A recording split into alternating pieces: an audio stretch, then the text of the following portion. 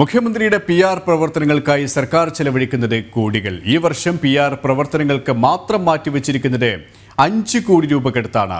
പിണറായി സർക്കാരിന്റെ 2ാം വാർഷികം പൊലിപ്പിക്കാൻ 16 കോടിയും സമൂഹ മാധ്യമ അക്കൗണ്ടുകളുടെ പരിപാലനത്തിന് 4 കോടി രൂപക്കടുത്തുമാണ് ചെലവഴിക്കുന്നത്. മുഖ്യമന്ത്രിയുടെ അഭിമുഖം തയ്യാറാക്കാൻ PR ഏജൻസിയെ നിയോഗിച്ച സംഭവത്തിൽ വൻ പ്രതിസന്ധിയിലാണ് സംസ്ഥാന സർക്കാരും CPM-ഉം. ഇതിനിടെയാണ് PR പ്രവർത്തനങ്ങൾക്കായി സർക്കാർ ചെലവഴിക്കുന്ന കോടികളുടെ കണക്കുകൾ പുറത്തുവരുന്നത്. ഈ വർഷം മാത്രം PR പ്രവർത്തനങ്ങൾക്കായി മാറ്റിവെച്ചിരിക്കുന്നത് 5 കോടി രൂപയ്ക്കടുത്താണ്. ഇനിയാണ് ഞെട്ടിക്കുന്ന മറ്റൊരു കണക്ക്. മന്ത്രിസഭയുടെ 2ാം വാർഷികം പൊലിപ്പിക്കാൻ മാത്രം സർക്കാർ ചെലവഴിച്ചിരിക്കുന്നത് 16 കോടി രൂപ.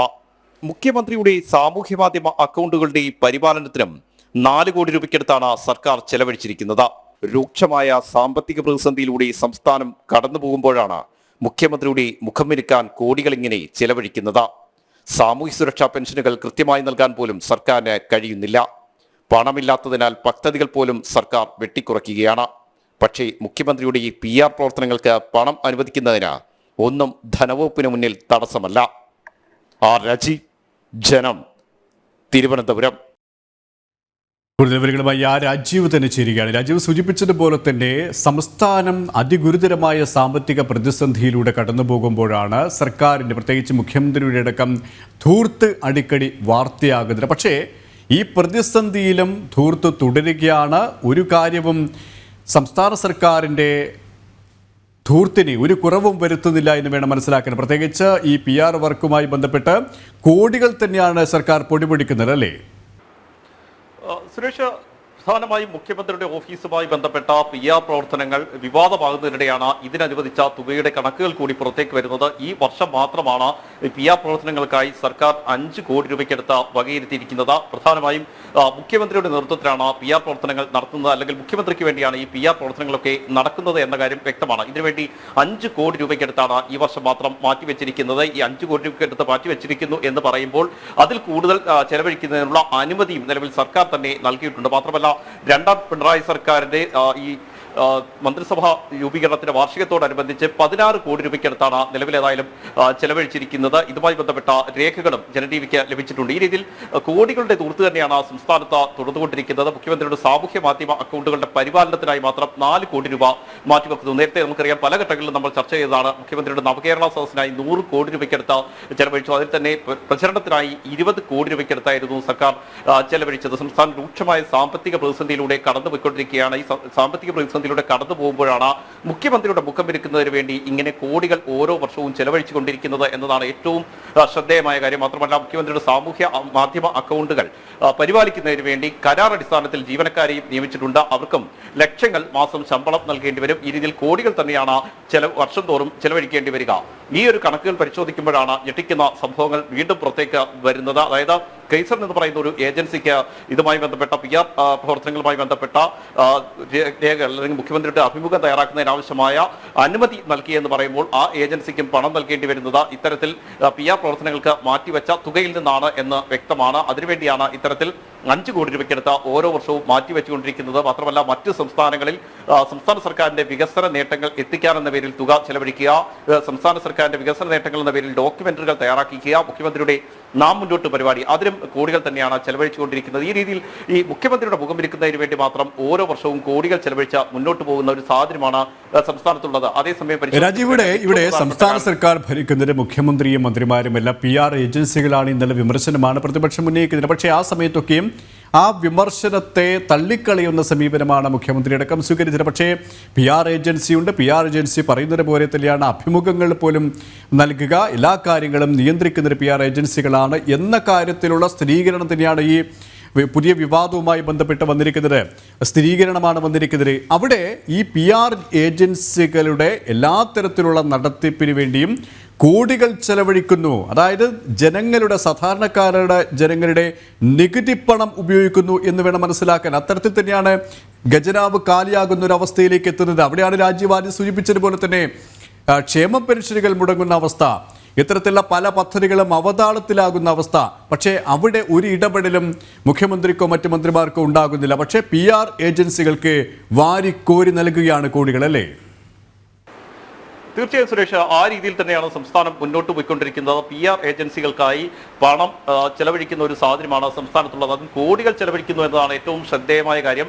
ഈ രീതിയിൽ മുഖ്യമന്ത്രിയുടെ PR പ്രവർത്തനങ്ങൾക്ക് എന്ന രീതിയിൽ പണം മാറ്റിവെക്കുക, അതിനുശേഷം ഈ കോടികൾ ഇത്തരത്തിലുള്ള പ്രവർത്തനങ്ങൾക്കായി വിനിയോഗിക്കുക. കുറേ ദിവസം മുമ്പ് നമ്മൾ ചർച്ച ചെയ്തതാണ് മുഖ്യമന്ത്രിയുടെ ബ്രോഷറുകളും അതുപോലെ തന്നെ ക്ഷണക്കത്തുകളും തയ്യാറാക്കുന്നതിന് വേണ്ടി 10 കോടി രൂപയ്ക്കടുത്ത് ചെലവഴിച്ചത്. നവകേരള സദസ്സിനായി മുഖ്യമന്ത്രിക്ക് ഈ ബ്രോഷറുകളും ക്ഷണക്കത്തുകളും ഒക്കെ തയ്യാറാക്കുന്നതിനാണ് 10 കോടി രൂപയ്ക്കടുത്ത് അനുവദിച്ചിരുന്നത്. ഈ രീതിയിലുള്ള ദൂർത്ത് യഥേഷ്ടം ഇങ്ങനെ തുറന്നുകൊണ്ടിരിക്കുകയാണ്. മുഖാമുഖ പരിപാടി ഇങ്ങനെ എണ്ണിയാൽ ഒടുങ്ങാത്ത പരിപാടികൾക്ക് വേണ്ടിയാണ് ഈ രീതിയിൽ പണം അനുവദിച്ചുകൊണ്ടിരിക്കുന്നതും അത് ചെലവഴിച്ചുകൊണ്ടിരിക്കുന്നതും. അതിനൊന്നും ഒരു പ്രശ്നവും ധനവകുപ്പിനില്ല എന്ന വസ്തുത കൂടി നിലനിൽക്കുന്നുണ്ട്. അതേസമയം തന്നെയാണ് സംസ്ഥാനത്ത് സാമൂഹ്യ സുരക്ഷാ പെൻഷനുകൾ നൽകാൻ പണമില്ല, അതുപോലെ തന്നെ കാരുണ്യ പദ്ധതിക്ക് നൽകാൻ പണമില്ല, മറ്റ് വികസന പ്രവർത്തനങ്ങൾ നടക്കുന്നില്ല. ഇതിൽ പദ്ധതികൾ പലതും വെട്ടിക്കുറയ്ക്കുന്ന സാഹചര്യം പോലും സംസ്ഥാനത്തുണ്ട്. ട്രഷറി നിയന്ത്രണത്തിലാണ് സംസ്ഥാനം പോയിക്കൊണ്ടിരിക്കുന്നത്. ആ രീതിയിൽ ഒരു വലിയ സാമ്പത്തിക പ്രതിസന്ധിയെ നേരിടുമ്പോഴാണ് ഒരു വശത്ത് ദൂർത്ത് യഥേഷ്ടം ഇങ്ങനെ തുറന്നുകൊണ്ടിരിക്കുന്നത്. മുഖ്യമന്ത്രിയുടെ മുഖം മിനുക്കാൻ വേണ്ടി കൂടുതൽ PR ഏജൻസികളെ സംസ്ഥാനത്തേക്ക് കൊണ്ടുവരുന്നു. ഈ PR ഏജൻസികൾ നിർദ്ദേശിക്കുന്നതനുസരിച്ച് കാര്യങ്ങൾ മുന്നോട്ട് പോകുന്നു. അങ്ങനെയാണ് ഈ സംസ്ഥാനത്ത് ഭരണം പോലും മുന്നോട്ട് പോകുന്ന അവസ്ഥയിലേക്ക് എത്തുന്നത്. മുഖ്യമന്ത്രി എന്ത് പറയണമെന്ന് PR ഏജൻസികൾ തീരുമാനിക്കുന്ന ഒരു അവസ്ഥയിലേക്ക് സംസ്ഥാനം പോകുമ്പോൾ അതിനുവേണ്ടി മാറ്റിവെക്കുന്ന പണം സർക്കാർ ഖജനാവിൽ നിന്ന് ആണ് എന്നതാണ് ഏറ്റവും ശ്രദ്ധേയമായ കാര്യം. അതിനുവേണ്ടി തന്നെ മുൻകൂട്ടി പണം അനുവദിക്കുന്നു, ആ പണം ചെലവഴിക്കാനുള്ള അനുമതി നൽകുന്നു. ഇനി ഏതെങ്കിലും കാരണവശാൽ ആ പണത്തിൽ അധികരിച്ചുകൊണ്ട് ചെലവ് പോവുകയാണെങ്കിൽ അത് അനുവദിക്കുന്നതിന് പോലും ധനവകുപ്പ് ഒരു എതിർപ്പ് പറയുന്നില്ല എന്ന വസ്തുത പോലും നിലനിൽക്കുന്നുണ്ട്. കാരണം നേരത്തെ നവകേരള സദസ്സുമായി ബന്ധപ്പെട്ട് അനുവദിച്ച പണത്തിനേക്കാൾ അധികരിച്ചുകൊണ്ട് ചെലവ് വന്നിരുന്നു.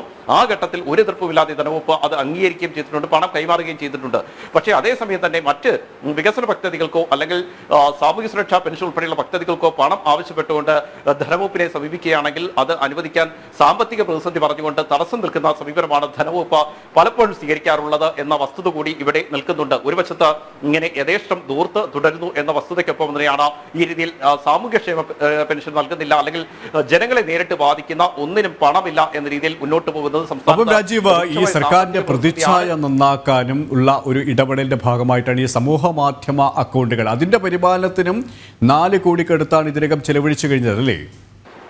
തീർച്ചയായും സുരേഷ്, ഈ സാമൂഹ്യ മാധ്യമ അക്കൗണ്ടുകളുടെ പരിപാലനത്തിനും 4 കോടി രൂപയ്ക്കടുത്താണ് സർക്കാർ അനുവദിച്ചിരിക്കുന്നത്. മുഖ്യമന്ത്രിയുടെ സാമൂഹ്യ മാധ്യമ അക്കൗണ്ടുകളുടെ പരിപാലനത്തിന് വേണ്ടിയാണ് ഇത്തരത്തിലുള്ള ഒരു നീക്കം നടക്കുന്നത്.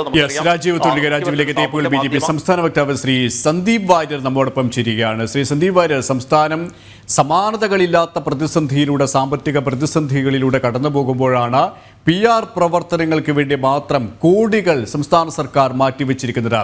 ഇതിന്റെ കണക്കുകളാണ് ജന TVക്ക് ലഭിച്ചിരിക്കുന്നത്. എങ്ങനെ പ്രതികരിക്കുന്നു? ഒന്ന്, സംസ്ഥാനത്തിന്റെ മുഖ്യമന്ത്രി അദ്ദേഹത്തിന് ഒരു ദേശീയ മാധ്യമത്തിന് അഭിമുഖം കൊടുക്കണമെങ്കിൽ ഏതെങ്കിലും PR കമ്പനികളുടെ സഹായം തേടേണ്ടി വരുന്നു എന്ന് പറയുന്നത് കേരളം പോലെ സംസ്ഥാനത്തിന് അതീവ ലജ്ജാകരമാണ്. പക്ഷെ മുഖ്യമന്ത്രി പിണറായി വിജയൻ നേരത്തെ ഖലീജ് ടൈംസിനും ഒപ്പം ഇപ്പൊ ഹിന്ദുവിനും കൊടുത്ത അഭിമുഖം പൂർണ്ണമായും PR വർക്കിന്റെ സഹായത്തോടു കൂടിയായിരുന്നു എന്ന് തെളിഞ്ഞു വരുന്നത് വാസ്തവത്തിൽ കേരളത്തിലെ ജനങ്ങൾക്ക് വലിയ ലജ്ജ തോന്നുന്ന സംഭവമാണ്.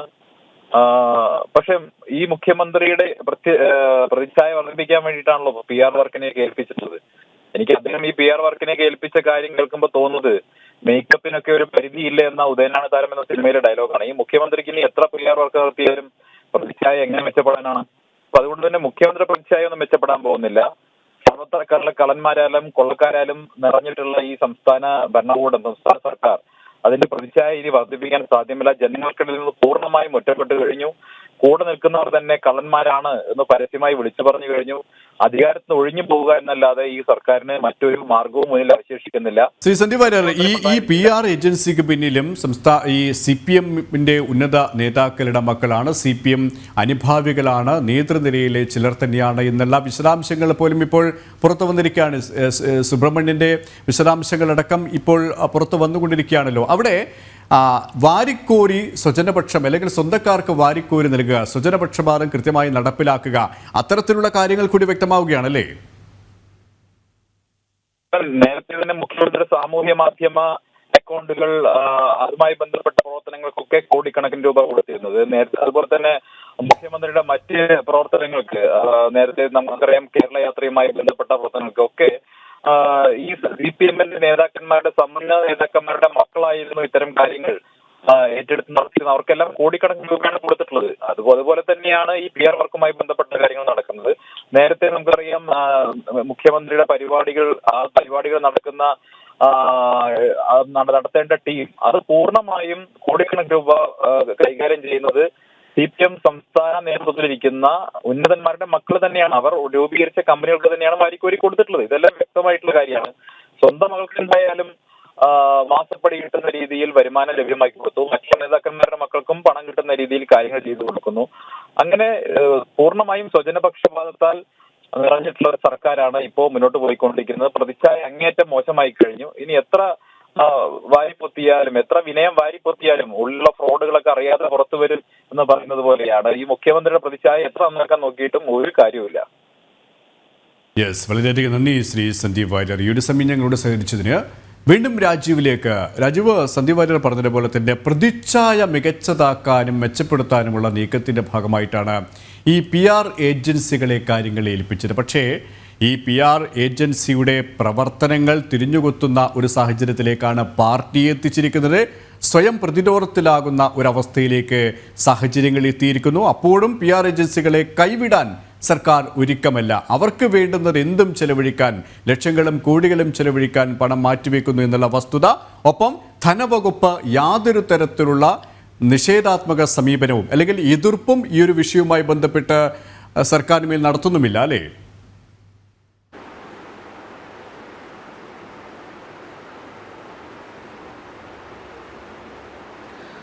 സുരേഷ്, ഇതിൽ നോക്കിക്കാണേണ്ടത് മുഖ്യമന്ത്രിയുടെ പ്രതിച്ഛായ നന്നാക്കാനുള്ള ശ്രമങ്ങൾ PR ഏജൻസികളുടെ ഭാഗത്ത് നിന്ന് ഉണ്ടാകുന്നു. ഒന്നാം പിണറായി സർക്കാരിന്റെ കാലത്ത് മുതൽ ഇത് തുടങ്ങിയതാണ്. PR ഏജൻസികളുടെ പരിശ്രമ ഫലമായാണ് ഈ പല വിവാദങ്ങൾ ഉണ്ടാകുമ്പോഴും മുഖ്യമന്ത്രി അതിനൊക്കെ മറുപടി നൽകി മുന്നോട്ട് പോയിക്കൊണ്ടിരുന്നത്. രണ്ടാം പിണറായി സർക്കാർ അധികാരത്തിലെത്തുമ്പോഴും ഈ PR ഏജൻസികളുടെ സ്വാധീനം വർദ്ധിച്ചു വരുന്ന ഒരു കാഴ്ചയാണ് നമുക്ക് കാണാൻ കഴിയുന്നത്. മാത്രമല്ല, ഈ രണ്ടാം പിണറായി സർക്കാർ അധികാരത്തിലെത്തിയതിനു ശേഷം രണ്ടാം വാർഷികം ആഘോഷിക്കുന്നതിന് വേണ്ടിയാണ് 16 കോടി രൂപ അനുവദിച്ചിരിക്കുന്നത് എന്ന കാര്യം കൂടി നമുക്ക് മനസ്സിലാക്കേണ്ടിയിരിക്കുന്നു. കാരണം വളരെ വലിയ രൂക്ഷമായ സാമ്പത്തിക പ്രതിസന്ധിയിലൂടെ സംസ്ഥാനം കടന്നുപോയിക്കൊണ്ടിരിക്കുമ്പോഴാണ് ഈ 16 കോടി രൂപ ചെലവഴിച്ചുകൊണ്ട് രണ്ടാം വാർഷികം ആഘോഷിക്കുന്നത്. അതിനുശേഷം വീണ്ടും ഈ രീതിയിൽ പണം അനുവദിച്ചുകൊണ്ട് സർക്കാർ മുന്നോട്ട് പോകുന്നു. മുഖ്യമന്ത്രിക്ക് വേണ്ടിയുള്ള പദ്ധതികൾ മാത്രം എടുത്ത് നമുക്ക് പരിശോധിച്ചാൽ അതിനുവേണ്ടി എത്ര കോടികൾ ചെലവഴിക്കുന്നു എന്ന് മനസ്സിലാക്കാൻ കഴിയും. മുഖ്യമന്ത്രിയുടെ നേതൃത്വത്തിൽ നിന്ന് നവകേരള സദസ്സ്, അതുപോലെ തന്നെ മുഖാമുഖം പരിപാടി, അതിനൊപ്പമാണ് നാം മുന്നോട്ട്, ഇത്തരത്തിൽ മുഖ്യമന്ത്രിക്ക് വേണ്ടിയുള്ള പരിപാടികൾ തുടർച്ചയായി സംഘടിപ്പിക്കുന്നുണ്ട്. ഈ പദ്ധതികൾക്ക് വേണ്ടിയാണ് കോടികൾ ഇങ്ങനെ ചെലവഴിച്ചുകൊണ്ടിരിക്കുന്നത്. അതിന്റെ കണക്കുകൾ കൂടിയാണ് പുറത്തു വന്നുകൊണ്ടിരിക്കുന്നത്. മാത്രമല്ല, ബജറ്റിൽ ഒരു വർഷം തന്നെ നീക്കിവെക്കുകയാണ് മുഖ്യമന്ത്രിയുടെ PR പ്രവർത്തനങ്ങൾക്കായി 4 കോടി രൂപയ്ക്ക് മുകളിൽ, അതായത് 5 കോടി രൂപയ്ക്ക് എടുത്ത ഒരു വർഷം തന്നെ മാറ്റിവെക്കുകയാണ്. ഇപ്പോൾ ശ്രീ PC ജോർജ് നമ്മോടൊപ്പം ചേരുകയാണ്. ശ്രീ PC ജോർജ്, മുഖ്യമന്ത്രിയുടെ പ്രതിച്ഛായ നന്നാക്കാനാണ് PR ഏജൻസികളെ ഏൽപ്പിച്ചത്. പക്ഷേ ആ പ്രതിച്ഛായ എത്രത്തോളം നന്നായിട്ടുണ്ട് എന്ന് നമുക്ക് പൊതുസമൂഹത്തിന് ഇപ്പോൾ അറിയാം. ഇവിടെ കോടികളാണ് ഈ PR ഏജൻസിക്ക് സർക്കാർ ഖജനാവിൽ നിന്ന് നൽകുന്നത് എന്നുള്ള കണക്കുകളാണ് ഇപ്പോൾ ജനം TV പുറത്തുവിട്ടുകൊണ്ടിരിക്കുന്നത്. ഈ ഒരു സാഹചര്യത്തെ എങ്ങനെ കാണുന്നു താങ്കൾ? അതായത് PR ഏജൻസിക്ക് വേണ്ടി ഈ സർക്കാർ ഖജനാവിൽ നിന്ന് ഒരു വർഷം 5 കോടി രൂപ ചെലവഴിക്കുക എന്ന് പറഞ്ഞാൽ അതിപ്പോൾ കാണുന്ന കണക്ക് എന്താണിത്? ഏതായാലും ഈ ദൈവം തമ്പുരാന്റെ ശിക്ഷ എന്ന് പറഞ്ഞ ഞാൻ വലിയ ദൈവവിശ്വാസിയാണ്. ദൈവം തമ്പുരാന്റെ ശിക്ഷ കിട്ടും, മനസ്സിലായി? ദൈവത്തിന്റെ ശിക്ഷ അതാണ് ഇപ്പം മേടിച്ചത്. ഡൽഹി അങ്ങനെ പത്രസമ്മേളനം നടത്തിയിട്ട് PR ഏജൻസിയുടെ റിപ്പോർട്ടിന്റെ അടിസ്ഥാനത്തിൽ വന്ന വാർത്തയെ നിഷേധിക്കേണ്ട ഗതികേണ്ടായില്ലേ? അതെ, അങ്ങനെ പറഞ്ഞാൽ അവര് വിശദീകരിച്ചു. അങ്ങനെ പറഞ്ഞത് സത്യമായിരുന്നു. ഇവിടുത്തെ മുസ്ലിം സംഘടന നേതൃത്വം രക്ഷപ്പെടാൻ വേണ്ടി അയാൾ നിഷേധിച്ചു. പക്ഷെ PR ഏജൻസി വളരെ സത്യം റിപ്പോർട്ട് ചെയ്തു. അതുകൊണ്ട് കാര്യം കറക്റ്റ് എനിക്ക് മനസ്സിലായി. ഞാൻ പിണറായി വിജയൻ പറഞ്ഞത് ശരിയാന്ന് വിശ്വസിക്കുന്ന ആളാണ്. അതായത് നമ്മുടെ മലപ്പുറം ജില്ലയിൽ നടക്കുന്ന കൊള്ളയിച്ച കടകയ്യാണ്. ഇന്ത്യ മഹാരാജ്യത്ത് നടക്കുന്ന സ്വർണ്ണക്കള്ളക്കടത്തിന്റെ ബഹുഭൂരിപക്ഷം നടക്കുന്ന കേരളത്തിലാണെന്നാണ് കണ്ടെത്തിയിരിക്കുന്നത്. ആ കേരളത്തിലെ നോക്കിയിട്ട് വേറെ ജില്ലയിലൊന്നും ഒരിടത്ത് കുഴപ്പമില്ല. കരിപ്പൂർ വിമാനത്തോടെ ബന്ധപ്പെട്ടുകൊണ്ടും അതിന്റെ ആളുകൾ പ്രതികളായിട്ട് വരുന്ന 60-70% അല്ല, ഇന്ത്യയിൽ നടക്കുന്നതിൽ 60% കേരളത്തിലാണ്. ആ 60% കേരളത്തിൽ 90% മലപ്പുറത്താണ് പ്രതികൾ. അതൊരു സമുദായത്തിൽപ്പെട്ടതാണ് പ്രതികൾ. എന്തൊരു ഒരു മര്യാദ ഇടപെടാമെന്ന് ആലോചിച്ച് നോക്കി. ലോകവ്യാപകമായി ഈ സമുദായത്തിൽപ്പെട്ടവർ ഈ ഒരുമാതിരി റൗഡിസമായിട്ട് ഇറങ്ങിയിരിക്കുകയല്ലേ. ഈയിടെ പിടിച്ചല്ലോ നമ്മുടെ പോലീസ്, തമിഴ്നാട് പോലീസ് കേരളത്തിൽ നിന്ന് നമ്മുടെ പൊട്ടിച്ച് പണം എടുത്തോണ്ട് പോയ 3 എണ്ണമല്ലേ പൊട്ടിച്ചത്. പോയന്മാരെ ഓടിച്ചിട്ട് കാറിനകത്ത് പിടിച്ചല്ലോ, ലോറിക്കകത്തുനിന്ന്. അവന്മാർ 8 മുസ്ലിങ്ങളല്ലേ. ഇത് മുസ്ലിം തീവ്രവാദികളുടെ കേന്ദ്രം. അവന്മാർ ഈ മനഃപൂർവ്വം ചെയ്യുന്നതാണ് രാജ്യത്തെ തകർക്കുക, കേരളത്തെ തകർക്കാൻ വേണ്ടി ഇറങ്ങിയിരിക്കല്ലേ. അതുകൊണ്ട് പിണറായി പുറകോട്ട് പോയത് മര്യാദയോടെ പോയി, പുറകോട്ട് പോകാതെ ആ പറഞ്ഞിടത്ത് നിൽക്കണമായിരുന്നു. എങ്കിൽ പിണറായിക്ക് വീണ്ടും ജനപിന്തുണ കിട്ടിയെന്നുള്ള അഭിപ്രായക്കാരനെ. എന്നാൽ അങ്ങനെ ചെയ്ത പാവങ്ങൾ അതുപോലെ സ്വർണ്ണക്കള്ളക്കടത്തിലൊക്കെ കൂട്ടുനിന്നയാള് പിണറായിയാണ്. പിണറായി നടത്തിയ സ്വപ്ന സുരേഷായിട്ട് പ്രശ്നം ഞാനല്ലേ ആദ്യം കേരളത്തിൽ ഞാനിവിടെ പറഞ്ഞു, തിരുവനന്തപുരത്ത് പത്രസമ്മേളനം കണക്ക് അവതരിപ്പിച്ച് പറഞ്ഞല്ലോ, അവതരിപ്പിച്ച് ഞാൻ പറഞ്ഞതല്ലേ. അതായത് ഏകദേശം 22 പ്രാവശ്യം സ്വർണ്ണം കള്ളക്കടത്ത് അറിയാമോ? ഇത് ഇവിടുന്ന് ഡോളർ UAE കൊണ്ടുപോവുക എന്ത് മാന്യതയാ? കേസെടുക്കാൻ കഴിഞ്ഞിട്ടില്ല എന്നുള്ളതാണ് സങ്കടം. ഭയങ്കര മര്യാദ ഇടപാടാണ്. ഭരിക്കുന്നു എന്ന് വെച്ച് എന്തും ചെയ്യാന്നുള്ള നിലയ്ക്ക് പോയാൽ ഒരു നാൾ പിടിക്കപ്പെടും, ഒരു സംശയം വേണ്ട. അവിടെയാണ് ഈ വോട്ട് ബാങ്ക് രാഷ്ട്രീയം മുസ്ലിം പ്രീണനം ലക്ഷ്യമിട്ട് മുഖ്യമന്ത്രി പറഞ്ഞത് മലക്കം അറിയുന്നത് അല്ലേ? പിന്നെയല്ലാതെ അങ്ങനെ പറഞ്ഞത് സത്യമല്ലേ? എന്തിനാ മലക്കം പറഞ്ഞ് അറിയാതെ വായിന്ന് സത്യം വീണു. ആ സത്യം ഇവിടുത്തെ മുസ്ലിം ലീഗ് ഉൾപ്പെടെ മുസ്ലിം സംഘടനകൾ കുറെ മൊല്ലാക്കന്മാരെല്ലാം കൂടെ ഇറങ്ങി. അതാണ് ഇവിടെ വേറെ പ്രതികരിക്കുന്നത്.